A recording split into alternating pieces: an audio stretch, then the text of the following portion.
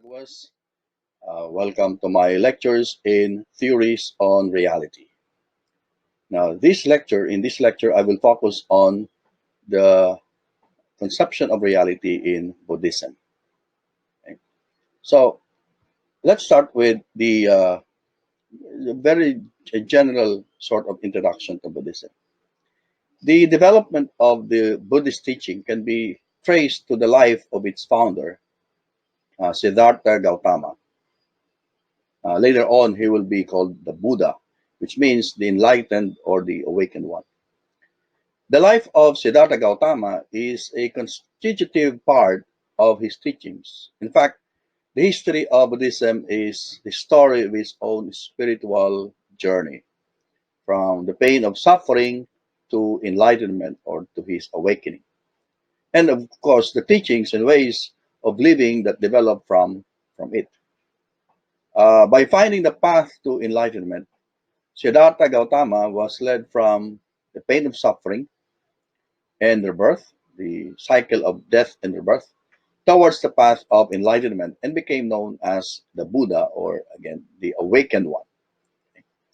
Now, Siddhartha Gautama lived a very privileged life, being the uh, the prince, okay, the son of a king, and the father insulated his father, the king, insulated him from the sufferings of life, sufferings like uh, sickness, AIDS, and death. Because his father was told that his son could either be the king of this world or a king of another world. So obviously, the world, the spiritual world. So the father shielded him from things that could awaken him into realizing the sufferings of this world. Okay. Of course, the father asked the one who prophesied, how could this happen? How could he realize the sufferings in the world?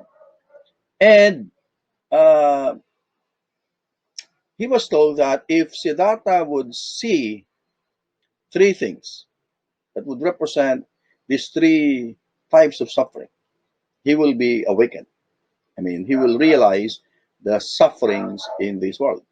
And these are uh, an old man, a sick man, and a dead person. Okay. So the father tried everything to, to shield Siddhartha. He even arranged his marriage and gave him all the luxuries in life. Okay. However, one day Siddhartha was able to go out, escape the palace, the royal enclosure. And when he went outside, he saw it for the first time the three things that he should not see: an old man, a sick man, and a corpse, a dead man. And this greatly disturbed Siddhartha. And from then on, he learned that sickness, age, death were the inevitable fate of human beings. It's a fate that no one could avoid. So finally, Siddhartha saw a monk and he decided this is a sign that he should live his protected life in the palace and live as a homeless holy man. Okay, so Siddhartha left the palace and he traveled outside, and this showed him much more sufferings of the world. So he searched for a way to escape the inevitability of death, of old age and pain. First, by studying the religious men. Okay, he actually became an ascetic. He followed and he met an Indian ascetic, and he followed their way, the way of asceticism. But uh, this did not provide Siddhartha with the answer because it only encouraged him to live a life of extreme self-denial and discipline. Okay, so he practiced meditation but realized that the highest meditative states were not enough. Siddhartha therefore followed this life of extreme asceticism for 6 years, but this did not satisfy him because it cannot it cannot be the path to escape the suffering in the world. And finally, he abandoned the strict lifestyle of self denial and asceticism But he did not return to the life of luxury inside the palace. So, so instead, he pursued the middle way, the life that is neither luxury nor poverty. So he went on a long meditation under the Bodhi tree. It's called the Tree of Awakening. And Siddhartha became absorbed, deeply absorbed in meditation, and reflected on his experiences, his life experiences, determined to understand, to penetrate the truth. He resolved that he would either die or be awakened, enlightened, and finally, after meditating under the Bodhi tree, he attained enlightenment. That's when he became the Buddha.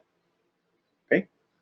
So, what did he realize? One thing that he realized after meditating in under the Buddha, after his meditation, is that life is all interconnected. Okay? The cosmos is composed of things constantly changing that are interconnected to one another. We are all interconnected. Nobody can say he is separate or different from one another. Okay? I'm going to dwell more on that later. Right? So the Buddhist legend tells us that at first, Siddhartha, the Buddha, was happy to dwell within this state of nirvana, this state of, enlightenment. But the Brahma king of the gods asked the Buddha, on behalf of the whole world, that he should share his understanding with others. And therefore, the Buddha set in motion the wheel of teaching.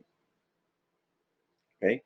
So rather than worshiping one god or gods, so he started to set in motion this wheel of teaching. And for the next 45 years, the Buddha taught many disciples who became arahants or noble ones who had attained enlightenment for themselves.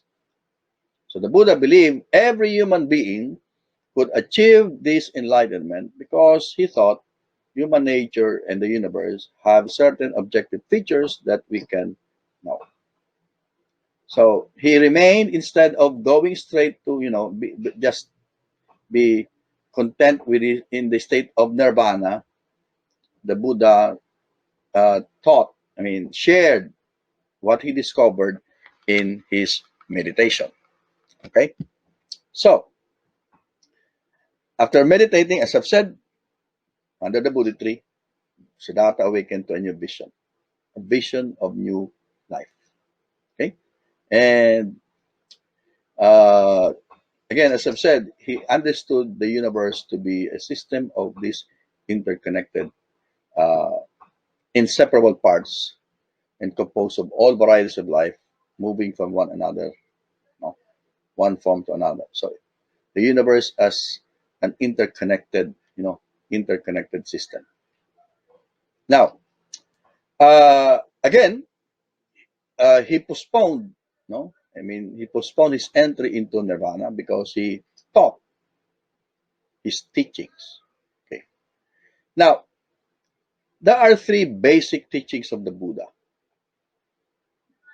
Okay.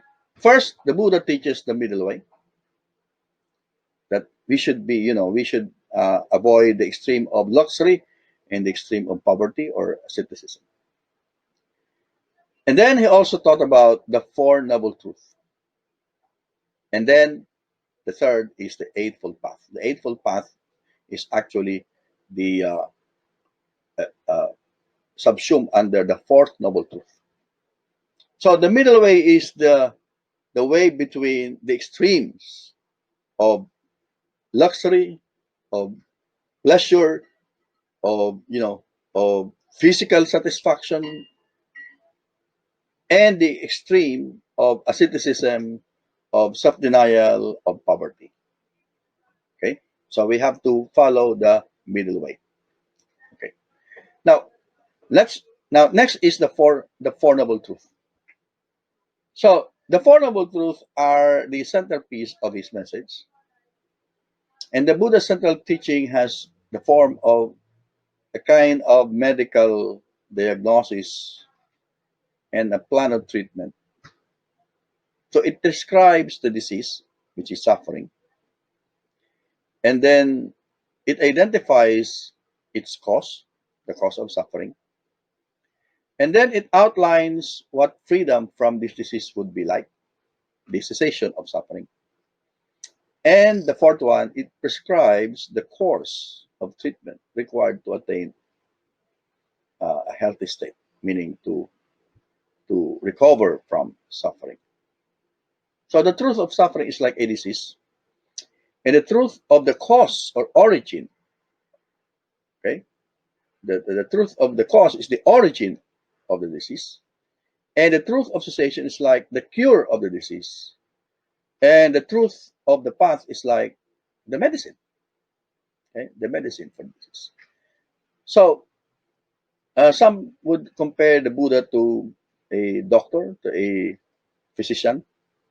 Okay, so he first diagnosed the problem, suffering, and identified the cause, and then in the third and fourth truth, he identified the cure and the prescription, meaning the drugs to cure the medicine to cure the disease. Okay, so let's just go over one by one the Four Noble Truths. Okay, so the first one is the truth of suffering, dukkha. Okay, so it is about suffering. Life is about suffering. Birth is suffering, aging is suffering, illness is suffering, death is suffering. These are the four rivers of suffering: being born, getting sick, uh, getting old, and dying. These are the natural sufferings. Okay, but of course, aside from this, we also create our own suffering. Like for example, we fear of disease. So fear is something that is created. It's not natural. The natural is to grow old, to get sick. But if you are uh, afraid of getting sick, then it's a self-created suffering, right? So, uh, but of course, union with what is pleasing is also suffering. Separation from what is pleasing is also suffering. So there, not to get what we want is also suffering. So there is suffering everywhere. Okay, suffering comes in many forms. But of course, the three basic forms of suffering corresponds to the three sides that Siddhartha or the Buddha saw when he first went out of the palace. Okay, old age, sickness, and death. But according to the Buddha, the problem of suffering it goes much deeper because life is far from ideal and comfortable. It frequently fails to live up to our own expectations. We're going to have our own problems. We're going to have our own fears, our anxieties, especially during this time of COVID-19, of the pandemic. So human beings are subject to, you know, we are subject to many desires and many cravings. And the more that we desire, the more we crave for things in this world. But the more we desire, the more that we suffer because, we will not be able to satisfy all these desires. Okay? The satisfaction of our desires will only be temporary. And pleasure does not last very long. Or if it does, it becomes monotonous. So even when we are not suffering from outside causes like illness or death, we are also suffering because of our unfulfilled, unsatisfied desires. So this is the truth of suffering. Okay? Now, next truth is the cause of suffering. Okay? It means that's samodaya. Okay? Samodaya, the cause of suffering. So what is the cause of suffering? What is the origin of suffering? According to the Buddha, it is craving, which leads to renewed existence, accompanied by delight and lust, seeking delight here and there, craving for sensual pleasures, craving for existence, craving for you know, uh, for uh, for longevity, etc., etc. So in this second noble truth, although the Buddha claimed to have found the cause of all suffering, it is much deeply rooted than our immediate worries. The Buddha taught that the root of suffering is tanha, or desire. And tanha, or desire, comes in three forms, which he described as the three roots of evil. The three roots of evil, or the three fires, or three poisons. These are the three ultimate causes of suffering: greed and desire, represented by the art in art by the rooster. Next is ignorance or delusion, represented by a pig. And the third one is hatred and or destructive urges, represented by a snake. Okay? So greed, ignorance, hatred, or destructive urges. These are the three forms of desires. Okay. So tanha means a craving or misplaced desire. Because the Buddha recognizes that there can also be a positive desire. The desire, for example, for enlightenment, desire for good wishes for other men, right? And of course, there's a neutral term for such desire, which is chanda. Chanda. So the Buddha said that attachment to negative sensations and thoughts is the cause, okay? Our attachment to these negative sensations is and thoughts is the cause of our suffering. So the Buddha taught that the way to extinguish desire, which causes suffering, is to liberate oneself from this attachment. Okay. Now, the third is the cessation of suffering. See, this is the third noble truth.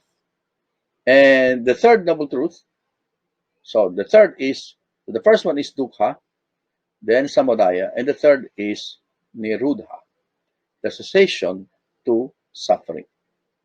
Okay. So, this is the fading away, okay, the fading away and cessation of that craving, the giving up and relinquishing of our desire, freedom from it, freedom from our desire.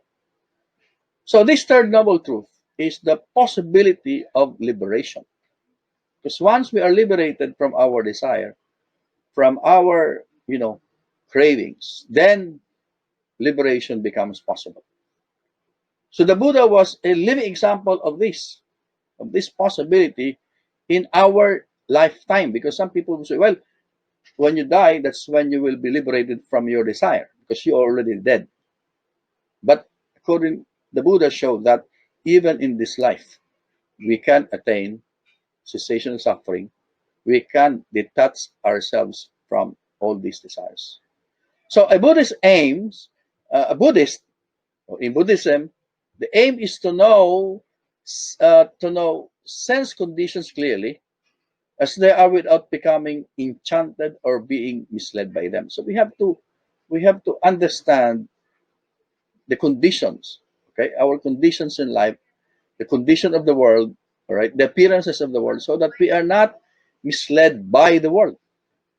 Okay, nirvana means extinguishing and attaining nirvana is reaching enlightenment. This means that we extinguish the three fires of greed, delusion or ignorance, and hatred. Okay, so someone who teaches nirvana does not immediately disappear to a heavenly realm. Nirvana is better understood as a state of mind that human can reach. Okay, so unlike in Hinduism that in Hinduism nirvana is a heavenly a heavenly state. For Buddhism, now nirvana is attained here. It can be attained here when we are able to distinguish all these desires. Okay, especially the three basic desires. Okay, so It is a state of profound spiritual joy, without negative emotions, without fears. Okay? So someone who has attained this kind of enlightenment is filled with compassion for all living beings. And when one finds estrangement, fast passion fades out. Okay? And with the fading of passion, man is liberated. And when he is liberated, there's knowledge that he is liberated. He understands that birth is exhausted, that holy life has been lived out, what can be done is done, and of this there is no more beyond. Finally, when we have liberated, we have already found our Buddha nature. We also become awakened. So after death, an enlightened person is liberated from the cycle of rebirth. No? But Buddhism does not give a definite answer as to what will happen next. Okay, what will happen next after death? That's not the concern. It does not give a definite answer. Only that we can attain perfect bliss here in this life. Okay, so the Buddha encouraged his followers from asking too many questions about nirvana. He wanted them to concentrate on the task at hand, which is freeing oneself from the cycle of suffering. So it's not about cycle of being born and reborn, and no, because we have to free ourselves from this cycle of suffering. So what make us suffer is our desires, or our desires. Okay. Now the next path is uh, the path to the cessation of suffering, the maga. Okay, the magas. So these are the eightfold paths. So the truth of the way leading to the cessation of suffering. So this is the final noble truth, the prescription how to end suffering. So this is a set of principles called the Eightfold Path, which is also called the middle way. No? It avoids both the indulgence and severe asceticism, which are, you know, been dismissed by the Buddha because they cannot be helpful in our search for enlightenment. So, what are these eightfold paths? The first is right understanding. That it means that we have to accept the teaching of the Buddha. But if we have to accept the teaching of the Buddha, we have to accept it not because it is taught by the Buddha. We have to accept it because we believe that this teaching is true. Okay? So we have to practice them and judge them for ourselves whether they are true or not. And once we realize that the teaching of the Buddha is true, then we practice it. We embrace it and we practice it. So it's not just right understanding, well, we just accept the teaching of the Buddha because the Buddha said so. No. We have to think for ourselves whether these teachings are true. And if we discover that they are true, these teachings are true, then we have to practice the teachings of the Buddha.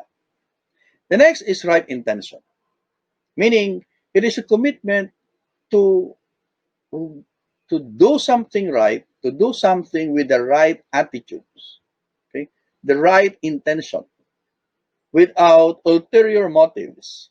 Because if you're going to do something because of some, ulterior motives, you do this because you want to be famous, you do this because you will be rewarded, you do this because it will give you great satisfaction, etc., etc., then you are not doing it for the right intention.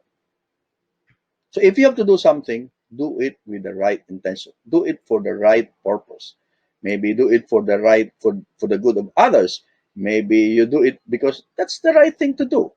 Okay, not because it will give you will make you popular. It will give you wealth. It will give you things.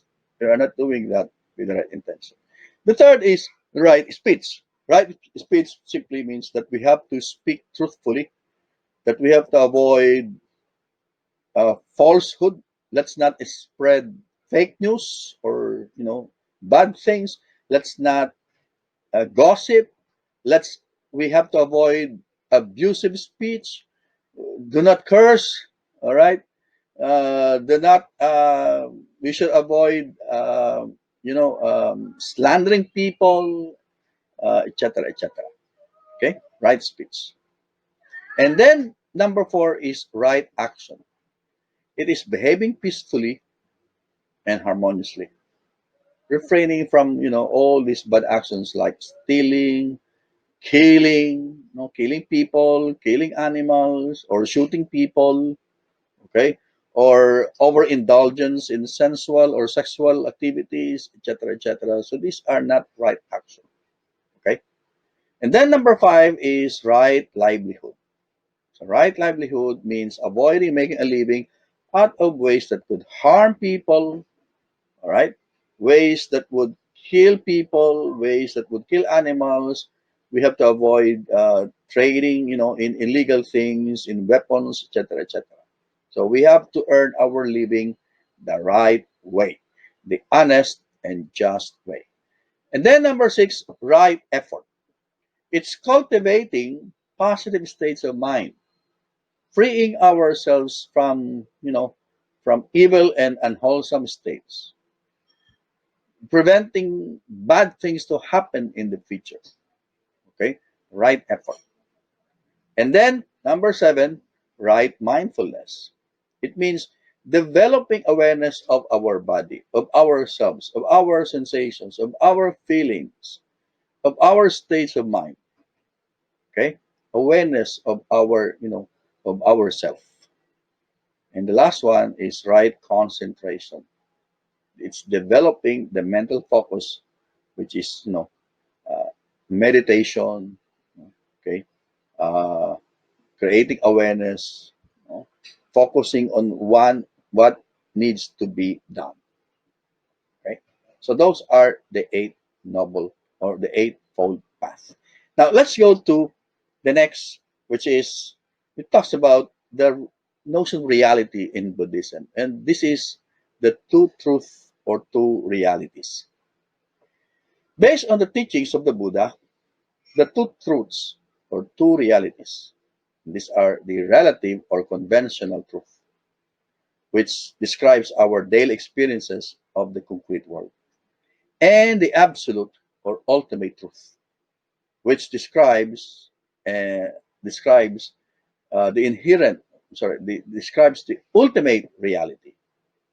Okay, so relative truth talks about relative reality, and the absolute or ultimate truth, absolute or ultimate reality. Okay. So, in some strands of Buddhism, this is interpreted as sunyata. The ultimate truth is sunyata, or emptiness, or empty of concrete and inherent characteristics. Okay? So, the conventional truth may be interpreted as obscurative truth, obscurative truth, which means that it's the truth, it's something that obscures the true nature. Okay? And it is constituted by appearances of mistaken awareness. All right. So, in the Pali Canon of Buddhism, they are regarded as two kinds of expressions of the same truth, which must be interpreted differently. So, for example, a phrase or passage may have a plain or clear meaning, and because it is plain and clear, it requires no explanations. Okay, it's clear. There are no, it's not, no need for explanation. Okay, or it may have a meaning that can be guessed, can be interpreted, and therefore it requires additional interpretation. Now, this passage that needs additional interpretation, it might mislead some people unless it is properly explained. Okay. Now, in the Theravada text, the Theravada or the Theravada commentators expanded on these categories and began to apply them not only in the expressions but in the truth that is expressed. Okay, not just the expression, not just the statement, but the very truth that is expressed. Okay, so the Buddha, according to them, speaks of two truths: the conventional truth and the higher or absolute truth. So a conventional statement or a conventional truth is true, or a statement is true because of convention. And a higher statement is true when it discloses the true characteristics of an event. So the Buddha's teaching of the Dharma is based on this truth: the truth of worldly convention and an ultimate truth. Okay? So we have the conventional truth and the ultimate truth. The conventional is the way we understand certain realities. And the ultimate truth is what reality really is. Okay? So, first, for those who do not understand the distinction drawn between these two truths, they do not understand the Buddha's profound truth. And without a foundation on the conventional truth, the significance of the ultimate truth cannot be taught. So, without understanding the significance of the ultimate, liberation cannot be achieved. We cannot be liberated, right? So, let's apply this truth or two realities to our experience. Okay. So we've said the relative truth is based on relative reality. Okay. Based on convention. So how do we explain that? The relative reality is how things appear to be or their appearance. Okay. And the absolute reality is the way things really are, meaning the genuine reality.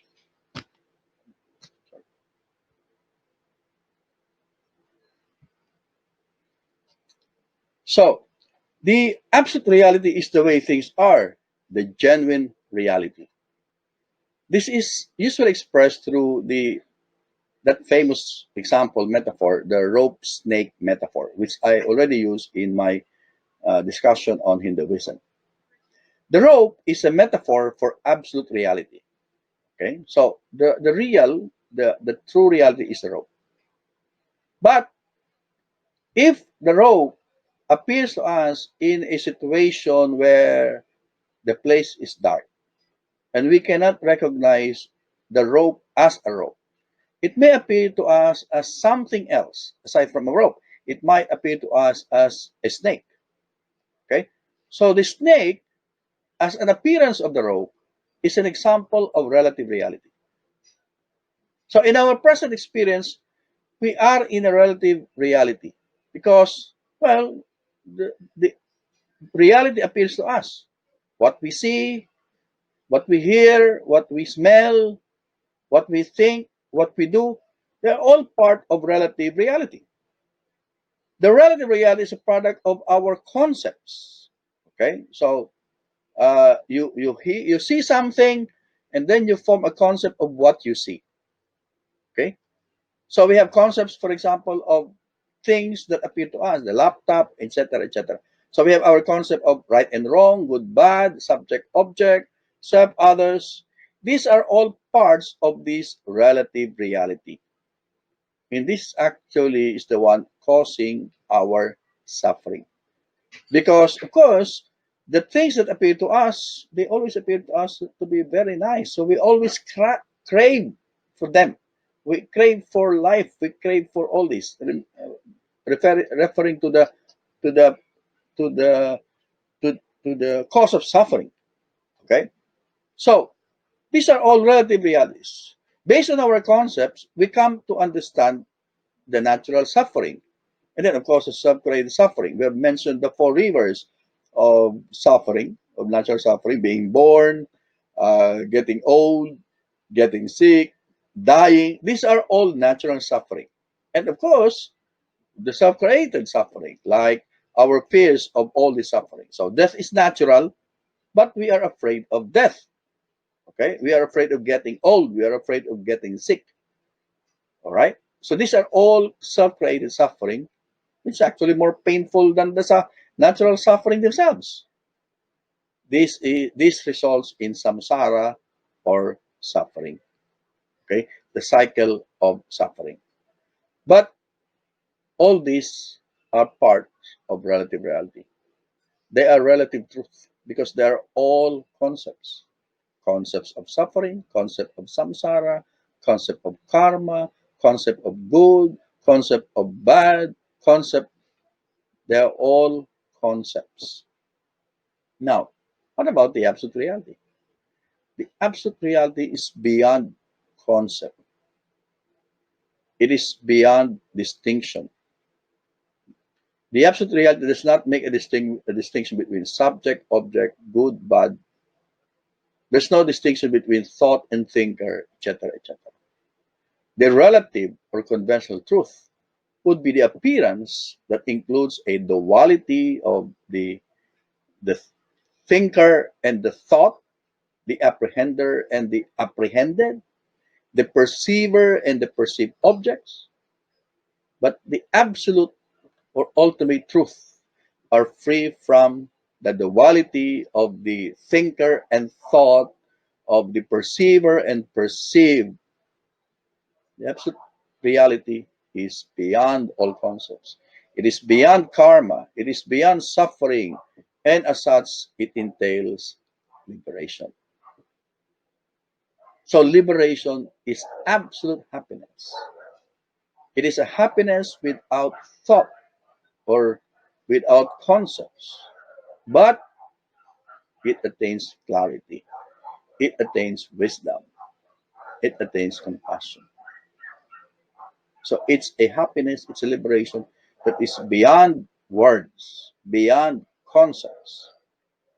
And here we recognize our true nature, our Buddha nature. And once we attain this absolute reality or absolute truth, we are enlightened and we attain nirvana. But because of our senses, of our habit of thinking and making distinction and forming concepts, we always see things as a kind of duality which involves contradiction.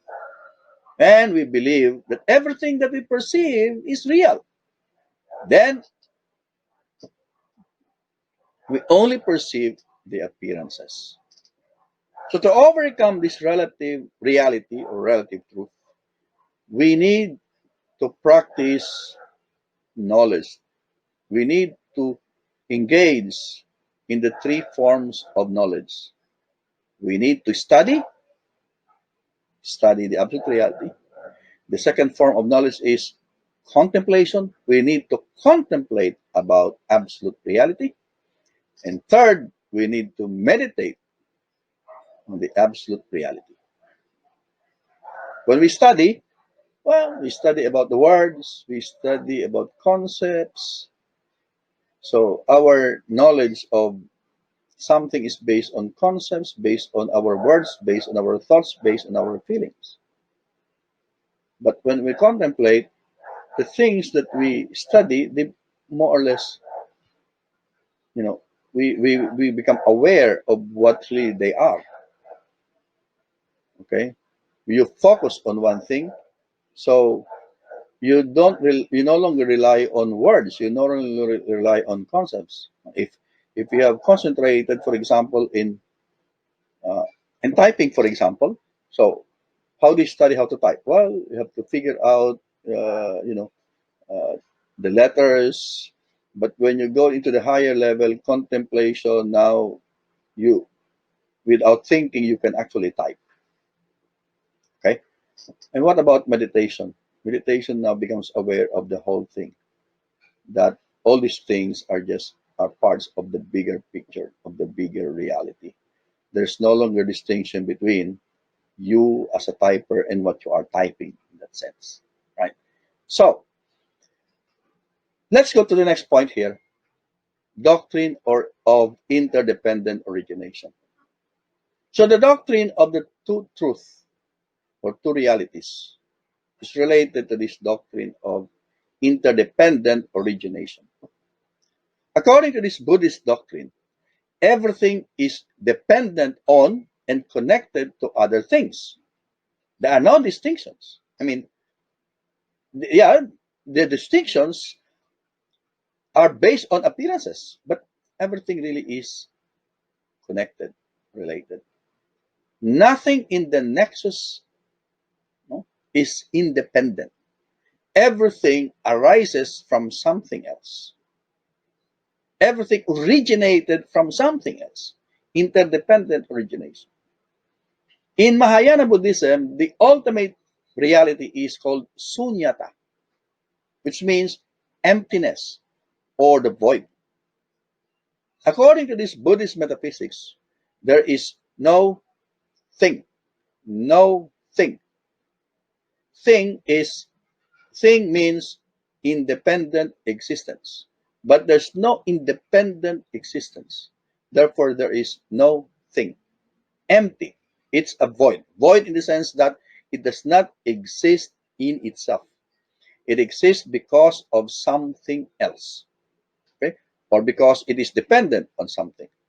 Nothing has inherent existence. Everything has dependent existence. So the fundamental or absolute reality is emptiness. There is neither Atman nor Brahman. Remember the distinction, Atman and Brahman. There is even no self. So what we have is anatman or no self. All things, the world, mountains, trees, animals, people, etc., they are just results of events or processes which are also dependent on other events or processes.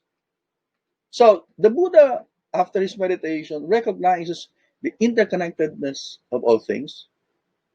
He recognized that in all things there is no distinction or differentiation. Now that brings us to the next, the annihilation of the ego.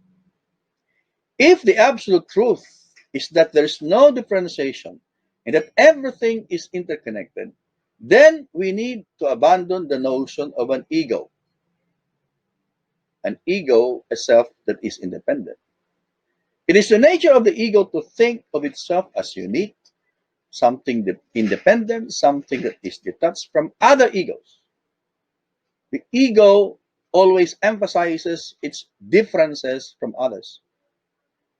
The annihilation of this ego, according to the Buddha, results in the emergence of our true soul, of our true self, of our Buddha nature. The awakened or reborn self or soul sees similarities or relations rather than differences. It sees our connection with everyone.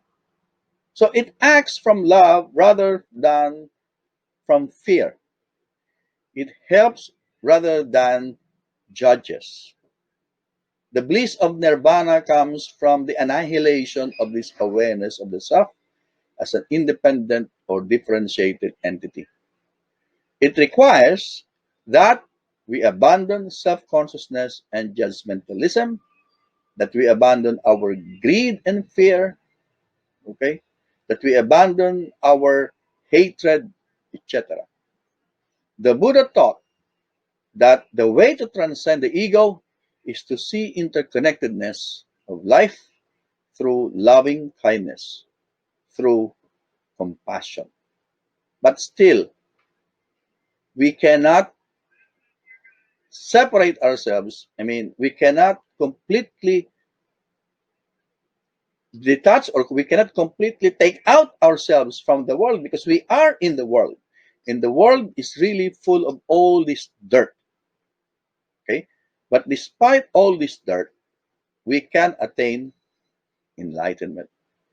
We can attain bliss by meditation.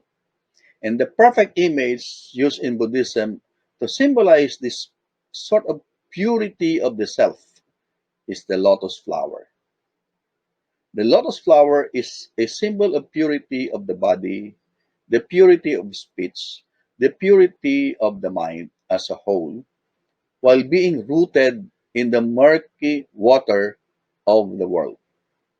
The lotus flower blossoms on long stalks as if floating above the muddy waters of attachment and desires.